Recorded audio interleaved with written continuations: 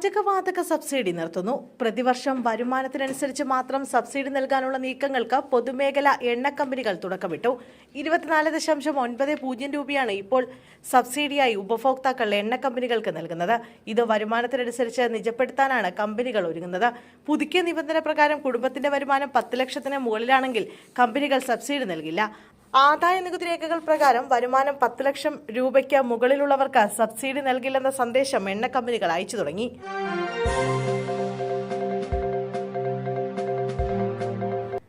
അമ്മ ഓഫീസിൽ തൊഴിൽ പീഡനമെന്ന പരാതി. താരസംഘടനയായ അമ്മയിൽ തൊഴിൽ പീഡനമെന്ന് പരാതി.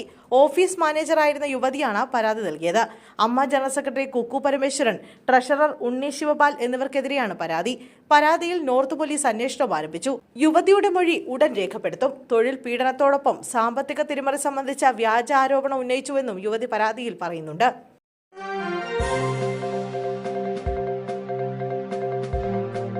ഡൽഹിയിലെത്താൻ മുരളീധരന് നിർദ്ദേശം. നാളെ ഹൈക്കമാൻഡുമായി ചർച്ച.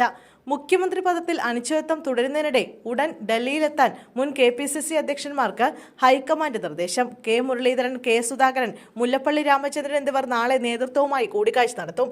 മുഖ്യമന്ത്രി പദത്തിൽ തീരുമാനം അതിനുശേഷമായിരിക്കുമെന്നാണ് സൂചന.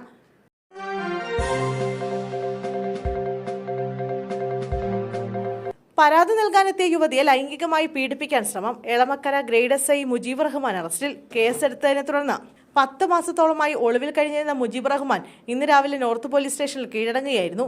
പോലീസ് സ്റ്റേഷനിൽ പരാതി നൽകാനെത്തിയ യുവതിയോട് ലൈംഗിക ഉദ്ദേശത്തോടെ പെരുമാറുകയും നിരന്തരം ശല്യപ്പെടുത്തുകയും ചെയ്തെന്നാണ് പരാതി. തന്റെ ഇംഗിതത്തിന് വഴങ്ങിയില്ലെങ്കിൽ യുവതിയെ ലഹരിക്കേസിൽ കൊടുക്കുമെന്ന് SI ഭീഷണിപ്പെടുത്തിയതായും 10 മാസമായി ഈ പീഡനം തുടരുകയായിരുന്നുവെന്നും യുവതി പരാതിയിൽ പറയുന്നു.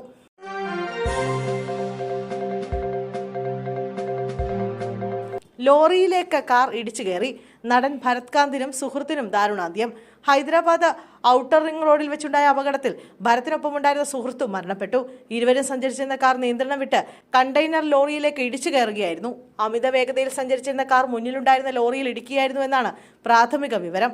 അപകട സ്ഥലത്ത് വെച്ച് തന്നെ രണ്ടുപേരുടെയും ജീവൻ നഷ്ടമായി. ടെനന്റ്, ഗ്രാമം തുടങ്ങിയ ശ്രദ്ധേയമായ തെലുങ്ക് ചിത്രങ്ങളിലും നിരവധി വെബ് സീരീസുകളിലും ഭരത് അഭിനയിച്ചിട്ടുണ്ട്.